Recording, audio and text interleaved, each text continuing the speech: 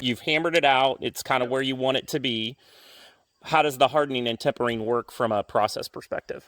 So if I've hammered this sword out how I want it, I would heat up the entire blade as close as I can to the handle, all the way to the tip. The handle doesn't need to be hardened because it's not going to be hit on a surface, and you can usually leave your handle thick enough that there's not a risk of cracking or bending in it. Okay.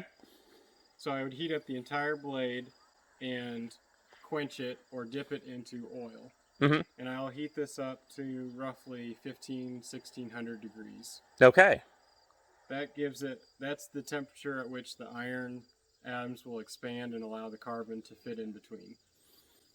So after I've quenched it, it's very brittle, and what I'll do then is and quench it. Talk about that for a second. So quenching it is dipping it into oil, okay, or any solution that's going to cool it quickly. So okay, you can use water, but water's a little too fast, mm-hmm. and you run the risk of cracking it because it's cooling too fast. Okay, so in an oil, mm-hmm. Any particular oil?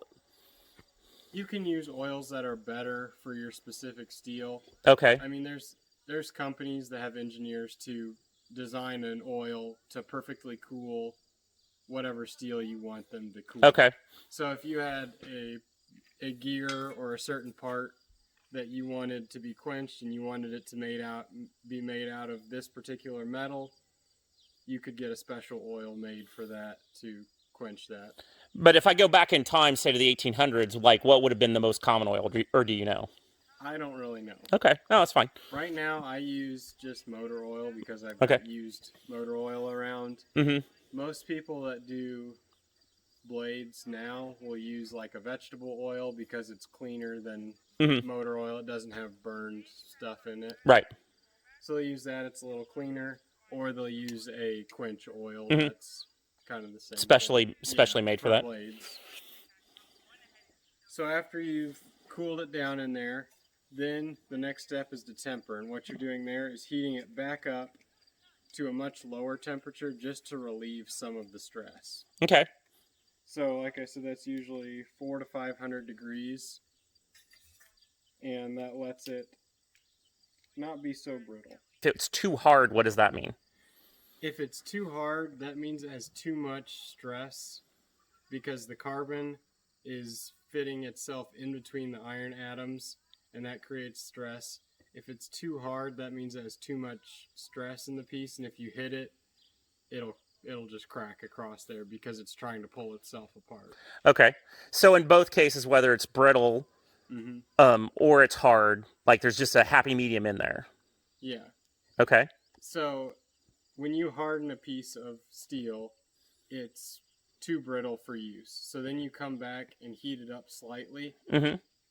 You're heating it to maybe 500 degrees, usually somewhere in the range of 400 to 700, but that's kind of a happy medium is 400 to 500. That lets the iron atoms and the carbon atoms relax a little bit, so it still retains the hardness, but it's not too brittle. They've kind of relaxed. And then it's a usable blade. So how do you know that you've got 1600 degrees versus 400 degrees? Like, how do you figure that out? For 1600 degrees, I'm looking at the color. I'm looking for an orangey, kind of a red-orange color in the forge. So that's how I know I've got that. For 400 to 500, when steel is cold, it's not glowing heat, but you can see color starting at yellow and going up to purple travel across the blade. As you can see this line where your heat is traveling down, they would just be moving it. I see, to move that line. Yeah, you just once you get it to the color you want, you just move the blade. You start to move it. Or you could do a section, cool that down, do another section, whichever way you choose.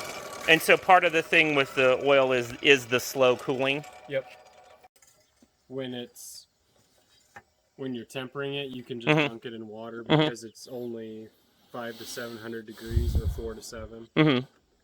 But when you're quenching it, a fast cool is going to be worse on your steel.